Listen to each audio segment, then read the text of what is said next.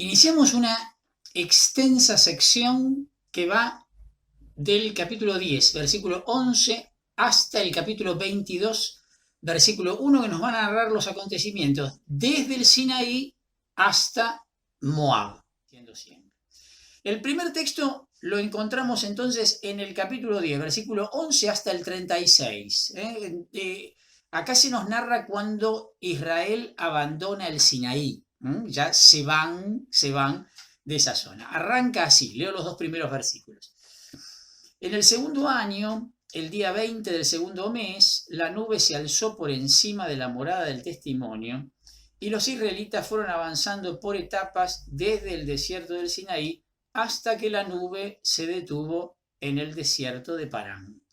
Después, a partir del versículo 13, dice, cuando se inició la marcha, según el orden que dio el Señor por medio de Moisés, y empiezan a decir, primero iba, y empieza a nombrar todos los que iban en la marcha.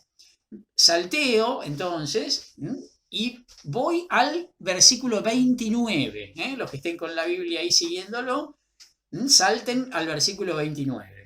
Porque fíjense lo que dice el versículo 28. El versículo 28 dice, este era el orden en que avanzaban los israelitas distribuidos por regimientos.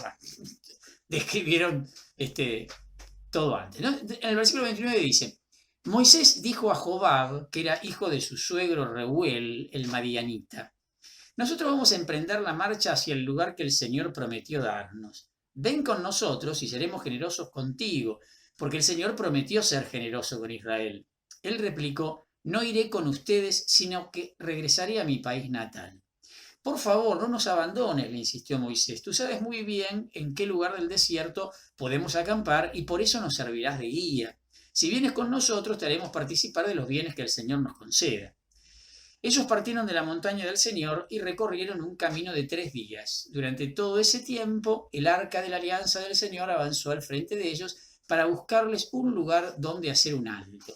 Desde que dejaron el campamento, la nube del Señor estaba sobre ellos durante el día. Cuando el arca se ponía en movimiento, Moisés exclamaba, levántate, Señor, que tus enemigos se dispersen y tus adversarios huyan delante de ti. Y cuando se detenía, exclamaba, descansa, Señor, entre los 10.000 millares de Israel.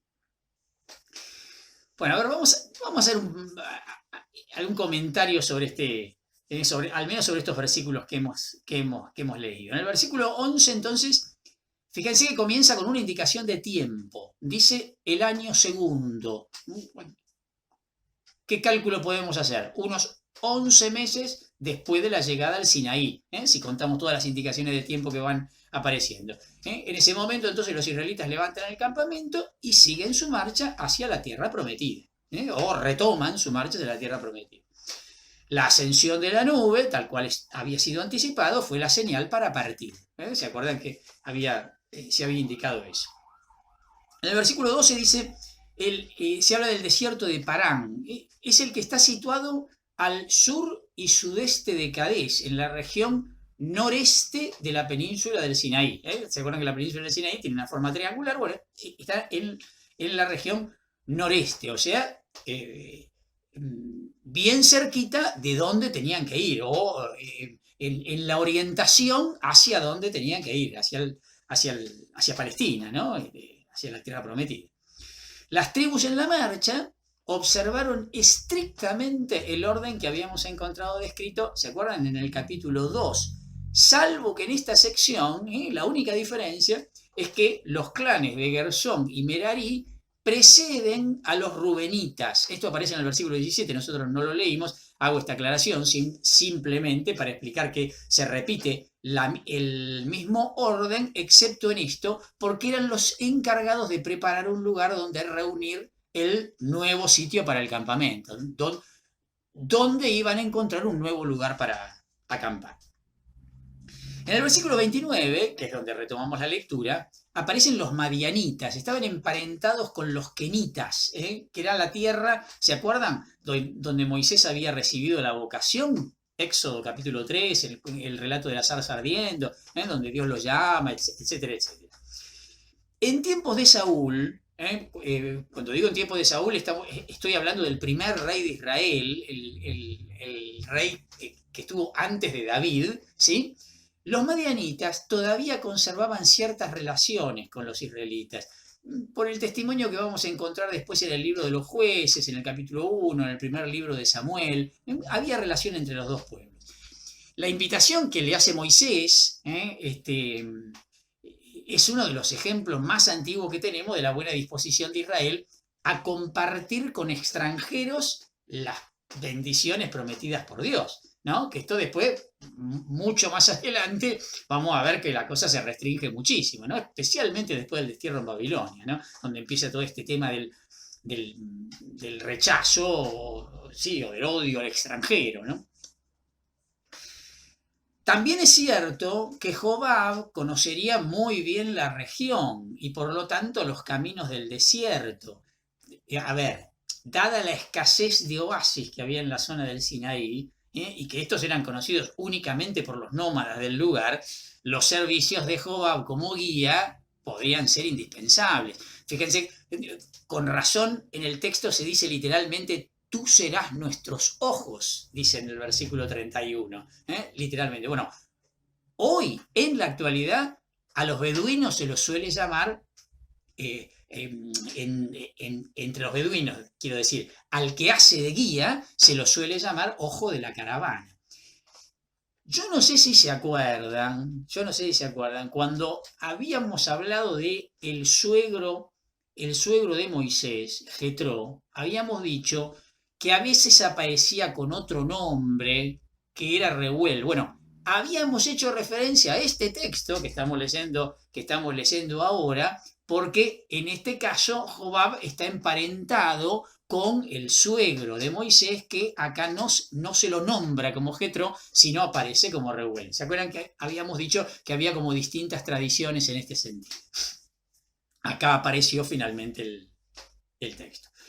La conversación con Jobab se interrumpe bruscamente y no conocemos la respuesta al pedido que le hace Moisés de que se quede, de que efectivamente los acompañe.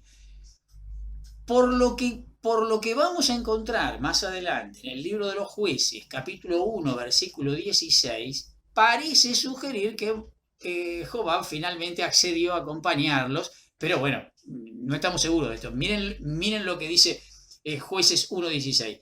Los del clan de Jobab, el kenita, que había sido suegro de Moisés, subieron con la tribu de Judá desde la ciudad de las palmeras hasta el desierto de Judá, al sur de Arad, y se establecieron entre los amalecitas. Esta es la mención que hace, pero tampoco asegura que los haya acompañado en el camino. Es el único dato que tenemos. En el versículo 35, vieron que aparece esta expresión: levántate, Señor, que tus enemigos se dispersen. Bueno, esta frase en realidad es un fragmento de un viejo poema relacionado con la liturgia del arca. Acá se conserva una de las más antiguas tradiciones del Pentateuco que relaciona al arca con los movimientos de Yahvé, ¿no? en medio del pueblo. Y también en el versículo 36, esa otra expresión que aparece, vuelve Señor o descansa Señor, esta invocación era lo que solía decirse después de una victoria. La imagen de Yahvé cabalgando sobre las nubes es semejante a la imagen cananea de Baal, representado como un caballero también en una nube. Lo vamos a encontrar repetida esta imagen también, por ejemplo, en el libro de los Salmos, en el Salmo 68, versículo 5, dice: canten a Dios, entonen un himno a su nombre, ábranle paso al que cabalga sobre las nubes, su nombre es el Señor, griten de alegría en su presencia. Es una imagen típica, para hablar, bueno, la imagen se entiende. Si los dioses o Dios están en el cielo, bueno, están en el cielo como gobernantes en el cielo, por lo tanto, cabalgan sobre las nubes. Es una imagen típica esta. Pasamos al capítulo 11. Tomamos la sección que va del versículo 1 al versículo 35. Vuelven a aparecer las quejas en el desierto, ¿no? Esto lo vamos a leer porque es un texto sobre el cual tenemos que decir algunas cositas. Una vez el pueblo se quejó amargamente delante del Señor. Cuando el Señor los oyó, se llenó de indignación. El fuego del Señor se encendió contra ellos y devoró el extremo del campamento. El pueblo pidió auxilio a Moisés. Este intercedió ante el Señor y se apagó el fuego. Aquel lugar fue llamado Taberá, que significa incendio, porque allí se había encendido el fuego del Señor contra los israelitas. La turba de los advenedizos, que se habían mezclado con el pueblo, se dejó llevar de la gula y los israelitas se sentaron a llorar a gritos diciendo: si al menos tuviéramos carne para comer. ¿Cómo recordábamos los pescados que comíamos gratis en Egipto, y los pepinos, los melones, los puerros, las cebollas y los ajos? Ahora nuestras gargantas están resecas, estamos privados de todo y nuestros ojos no ven más que el maná. El maná se parecía a la semilla de cilantro y su color era semejante al del bedelio. El pueblo tenía que ir a buscarlo. Una vez recogido, lo trituraban con piedras de moler o lo machacaban en un mortero, lo cocían en una olla y lo preparaban en forma de galletas. Su sabor era como el de un pastel apetitoso. De noche, cuando el rocío caía sobre el campamento, también caía el maná. Moisés oyó llorar al pueblo, que se había agrupado por familias, cada uno a la entrada de su carpa. El Señor se llenó de una gran indignación, pero Moisés, vivamente contrariado, le dijo: ¿por qué tratas tan duramente a tu servidor? ¿Por qué no has tenido compasión de mí y me has cargado con el peso de todo este pueblo? ¿Acaso he sido yo el que concibió a todo este pueblo, o el que lo dio a luz, para que me digas: llévalo en tu regazo como la nodriza lleva a un niño de pecho hasta la tierra que juraste dar a sus padres? ¿De dónde voy a sacar carne para dar de comer a todos los que están llorando a mi lado y me dicen: danos carne para comer? Yo solo no puedo soportar el peso de todo este pueblo, mis fuerzas no dan para tanto. Si me vas a seguir tratando de ese modo, mátame de una vez, así me veré libre de mis males. El Señor respondió a Moisés: reúneme a 70 de los ancianos de Israel. Deberás estar seguro de que son realmente ancianos y escribas del pueblo. Llévalos a la carpa del encuentro y que permanezcan allí junto contigo. Yo bajaré hasta allí, te hablaré y tomaré algo del espíritu que tú posees para comunicárselo a ellos. Así podrán compartir contigo el peso de este pueblo y no tendrás que soportarlo tú solo. También dirás al pueblo: purifíquense para mañana y comerán carne, ya que ustedes han llorado delante del Señor diciendo: si al menos tuviéramos carne para comer, qué bien estábamos en Egipto. El Señor les dará carne de comer carne. Y no la comerán un día, ni 2, ni 10, ni 20, sino un mes entero, hasta que se les salga por las narices y les provoque repugnancia, porque han despreciado al Señor que está en medio de ustedes y han llorado en su presencia diciendo: ¿para qué habremos salido de Egipto? Moisés dijo entonces: el pueblo que me rodea está formado por 600.000 hombres de a pie, y tú dices que le darás carne para comer un mes entero. Si se degollaran ovejas y vacas, ¿alcanzarían para todos? Y si se reunieran todos los peces del mar, ¿tendrían bastante? Pero el Señor respondió a Moisés: ¿acaso hay límite para el poder del Señor? Enseguida verás si lo que acabo de decirte se cumple o no. Moisés salió a comunicar al pueblo las palabras del Señor. Luego reunió a 70 hombres entre los ancianos del pueblo y los hizo poner de pie alrededor de la carpa. Entonces el Señor descendió en la nube y le habló a Moisés. Después tomó algo del espíritu que estaba sobre él y lo infundió a los 70 ancianos. Y apenas el espíritu se posó sobre ellos, comenzaron a hablar en éxtasis, pero después no volvieron a hacerlo. 2 hombres, uno se llamaba Eldad y el otro Medad, se habían quedado en el campamento, y como figuraban entre los inscritos, el espíritu se posó sobre ellos, a pesar de que no habían ido a la carpa, y también ellos se pusieron a hablar en éxtasis. Un muchacho vino corriendo y comunicó la noticia a Moisés con estas palabras: Eldad y Medad están profetizando en el campamento. Josué, hijo de Nun, que desde su juventud era ayudante de Moisés, intervino diciendo: Moisés, señor mío, no se lo permita. Pero Moisés le respondió: ¿acaso estás celoso a causa de mí? Ojalá todos fueran profetas en el pueblo del Señor, porque Él les infunde su espíritu. Luego Moisés volvió a entrar en el campamento con todos los ancianos de Israel. Entonces se levantó un viento enviado por el Señor, que trajo del mar una bandada de codornices y las precipitó sobre el campamento. Las codornices cubrieron toda la extensión de un día de camino a uno y otro lado del campamento hasta la altura de 1 metro sobre la superficie del suelo. El pueblo se puso a recoger codornices todo el día, toda la noche y todo el día siguiente. El que había recogido menos tenía 10 medidas de unos 450 litros cada una, y las esparcieron alrededor de todo el campamento. La carne estaba todavía entre sus dientes sin masticar cuando la ira del Señor se encendió contra el pueblo y el Señor lo castigó con una enorme mortandad. El lugar fue llamado Kibrot Hataabá, que significa tumbas de la gula, porque allí enterraron a la gente que se dejó llevar por la gula. Desde Kibrot Hataabá, el pueblo siguió avanzando hasta Haserot y allí se detuvo. Bueno, un montón de elementos aparecen acá, algunos elementos ya conocidos. Bueno, vamos a ir de a poquitito, Hay varias cosas que decir de este capítulo. Por principio, como hemos visto en varias oportunidades, el tema de la murmuración, acuérdense, aparece frecuentemente en los relatos del desierto.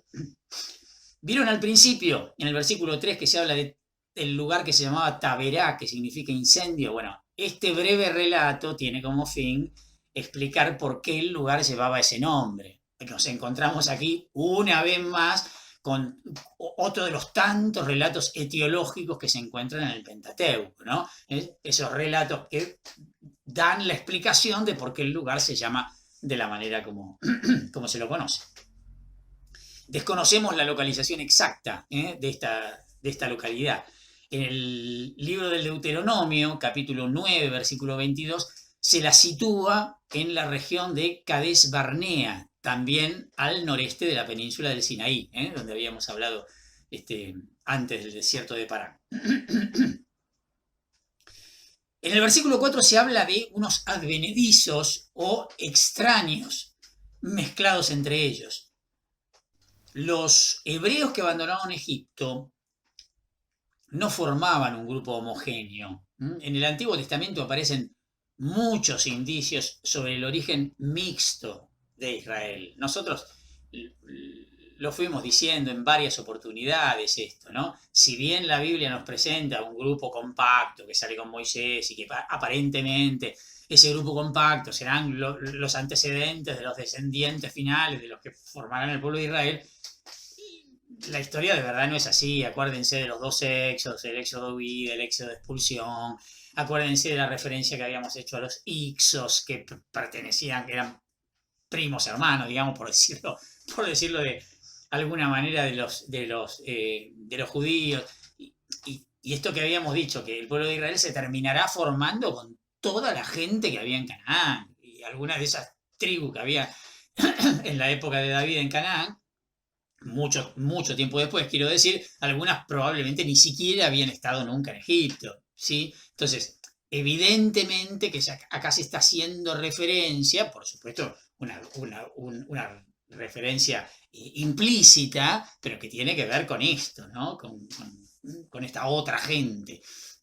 Se está seguramente entonces hablando de grupos que se fueron asociando en el camino.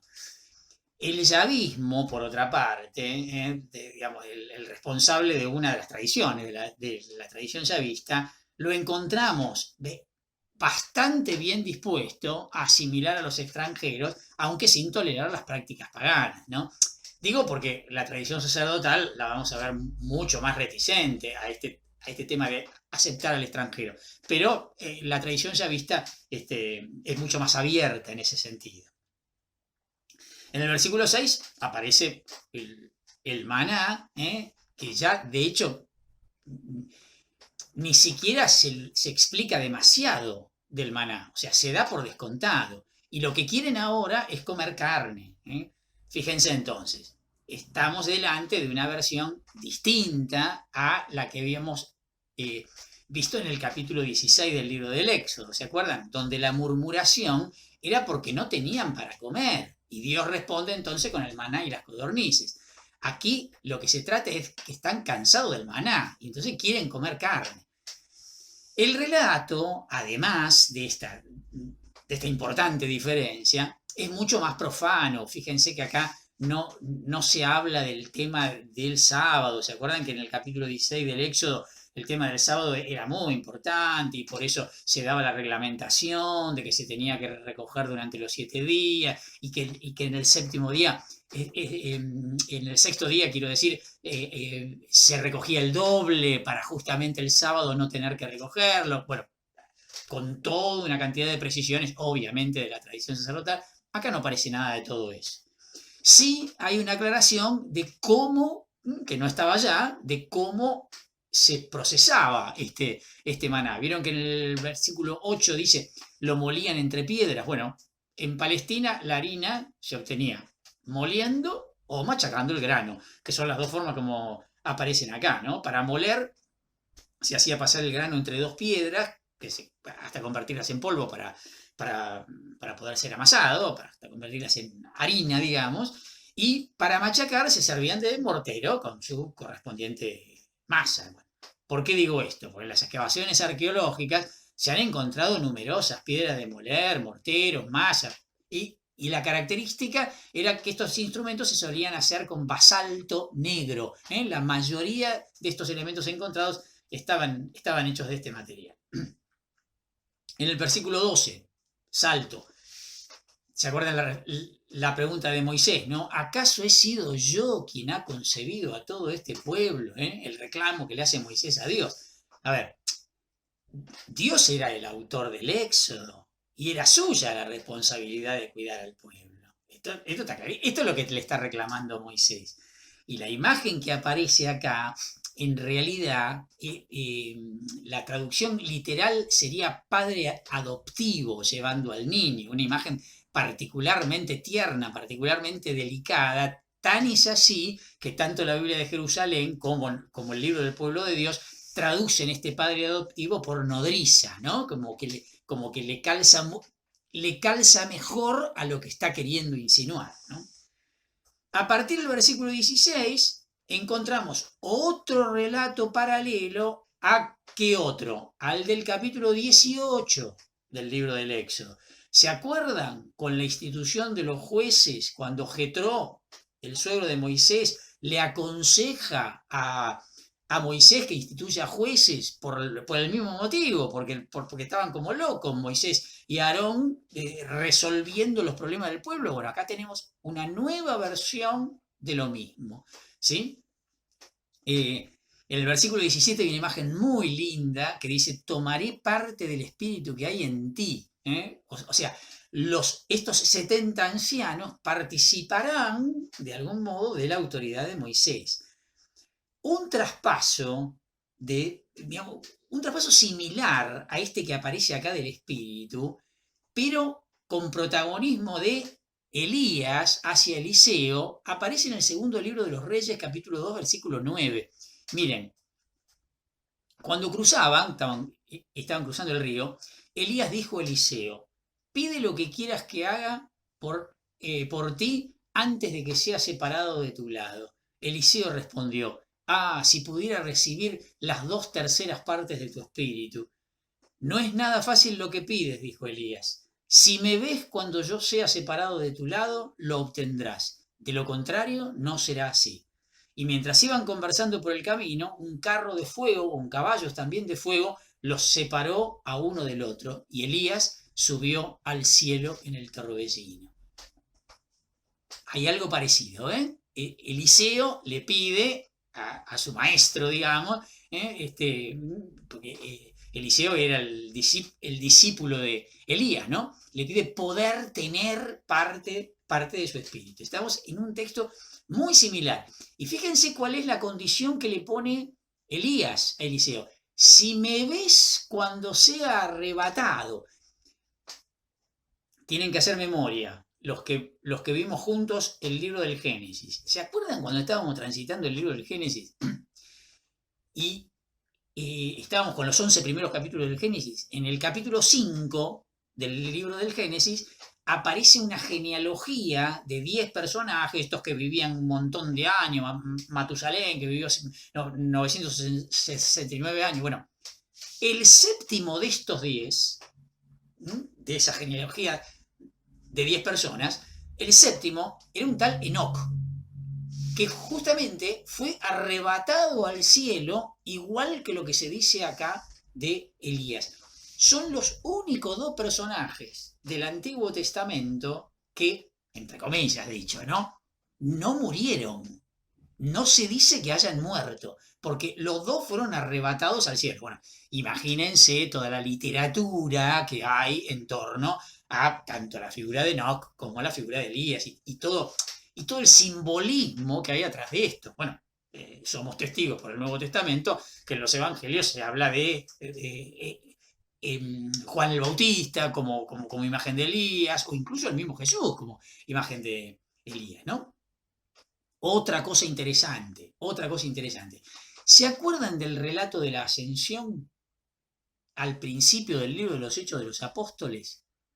Que los discípulos están mirando cómo Jesús sube y se elevó a la vista de ellos, dice el relato del capítulo 1 del libro de los Hechos, que se escucha una voz del cielo, que miran ahí, vayan a Jerusalén, que se les dará el Espíritu Santo, etcétera, etcétera, etcétera. Bueno, ese relato, el de la ascensión de Jesús en el capítulo 1 del libro de los Hechos, está estructurado de la misma manera que este relato que acabamos de leer del segundo libro de los Reyes. Por eso la indicación de que los discípulos lo vieron elevarse. Según la condición que pone acá Elías a Eliseo, de que si lo ve elevarse, recibirá el Espíritu, es un modo de decir del autor del libro de los Hechos de los Apóstoles que los discípulos recibieron o recibirán, porque enseguida viene el relato de Pentecostés, que en el capítulo 2, recibirán el mismo espíritu de Jesús, ¿no? Simbólicamente hay un paralelismo fantástico acá. Bueno, vuelvo a nuestro texto. En el versículo 25 dice, profetizaron. El hebreo Yitnabu, que aparece acá, el concepto, el verbo, es el término técnico para indicar el ejercicio del carisma profético. El portador de este carisma solía manifestar cierto estado anormal, como de trance o rapto. ¿Sí? En el versículo 31 comienza el relato paralelo a Éxodo 16, que mencionábamos recién, en lo que se refiere al tema de las codornices. Aquí se pone más que nada el énfasis en la cantidad, que termina siendo una especie de castigo o revancha por parte de Dios. ¿Vieron lo que dice? ¿No? Se le va a salir por los ojos, dice. Finalmente, en los últimos dos versículos, 34 y 35, se habla de Kibrot Hattavá, significa sepulcros del apetito. En Deuteronomio 9, versículo 22, como dijimos antes con referencia al episodio del fuego, este incidente también está localizado cerca de Cades Barnea, también al noreste de la península del Sinaí. Y la última mención que hay en el versículo 35 sobre Haserot puede ser el moderno Ain Qudra, que es un pequeño oasis al sudeste del Sinaí. Después vamos a mostrar un mapita en donde vamos a recoger todos estos datos, más los que vayan apareciendo en el camino. Vamos a leer capítulo 12, versículo 1 al 16. Miriam y Aarón se pusieron a murmurar contra Moisés a causa de la mujer cusita con la que éste se había casado. Moisés, en efecto, se había casado con una mujer de Cush. ¿Acaso el Señor ha hablado únicamente por medio de Moisés? Decían. ¿No habló también por medio de nosotros? Y el Señor oyó todo esto. Ahora bien, Moisés era un hombre muy humilde, más humilde que cualquier otro hombre sobre la tierra. De pronto, el Señor dijo a Moisés, a Aarón y a Miriam, vayan los tres a la carpa del encuentro. Cuando salieron los tres, el Señor descendió en la columna de la nube y se detuvo a la entrada de la carpa. Luego llamó a Aarón y a Miriam. Los dos se adelantaron y el Señor les dijo, escuchen bien mis palabras. Cuando aparece entre ustedes un profeta, yo me revelo a él en una visión, le hablo en un sueño. No sucede así con mi servidor Moisés. Él es el hombre de confianza en toda mi casa. Yo hablo con él cara a cara, claramente, no con enigmas, y él contempla la figura del Señor. ¿Por qué entonces ustedes se han atrevido a hablar contra mi servidor Moisés? Y lleno de indignación contra ellos, el Señor se alejó. Apenas la nube se retiró de encima de la carpa, Miriam se cubrió de lepra, quedando blanca como la nieve. Cuando Aarón se volvió hacia ella y vio que estaba leprosa, dijo a Moisés, Por favor, Señor, no hagas pesar sobre nosotros el pecado que hemos cometido por necedad. No permitas que ella sea como el aborto, que al salir del seno materno ya tiene consumida la mitad de su carne. Moisés invocó al Señor diciendo, te ruego, Dios, que la cures. Pero el Señor le respondió, si su padre la hubiera escupido en la cara, ¿no tendría que soportar ese oprobio durante 7 días? Que esté confinada fuera del campamento durante 7 días y al cabo de ellos vuelva a ser admitida. Así Miriam quedó confinada fuera del campamento durante 7 días y el pueblo no reanudó la marcha hasta que fue admitida de nuevo. Después el pueblo salió de Haserot y acampó en el desierto de Parán. En el versículo 1 se habla de una mujer cusita, y Cus suele referirse en general en el Antiguo Testamento a Etiopía, pero puede indicar también un lugar del norte de Arabia. Por lo pronto, en una cita, en el profeta Habacuc, capítulo 3, versículo 7, hace referencia a este lugar. Es posible que esta mujer de la que se está hablando acá no fuese otra que Séfora de Madián, la misma que había aparecido en el capítulo 2 del libro del Éxodo, ¿se acuerdan? ¿No? Con la que se había casado Moisés, la hija de Jetro. El matrimonio, por lo que indica el versículo 2, digo, ¿no? El matrimonio con una mujer extranjera aparentemente era solo un pretexto para quejarse, porque queda claro que la razón real era la posición de Moisés como único mediador entre Yahvé y su pueblo. El reclamo que se le hace es eso, concretamente, ¿no? Y la queja de María, o de Miriam, bueno, como aparece acá, no carecía totalmente de fundamento, porque ella, en Éxodo 20:15, recibe el nombre de profetisa, entonces estaría como reclamando su participación. ¿Vieron cómo se lo describe a Moisés en el capítulo 3? El hombre más humilde entre... Bueno, la palabra que aparece acá es una palabra famosa en el Antiguo Testamento, que es la palabra anahuim. Es de difícil traducción, sería como pobre o humillado. Más bien tendría la característica del que el que tiene una vida humilde y temerosa de Yahvé, temeroso de Dios, aquel que pone su confianza en Dios.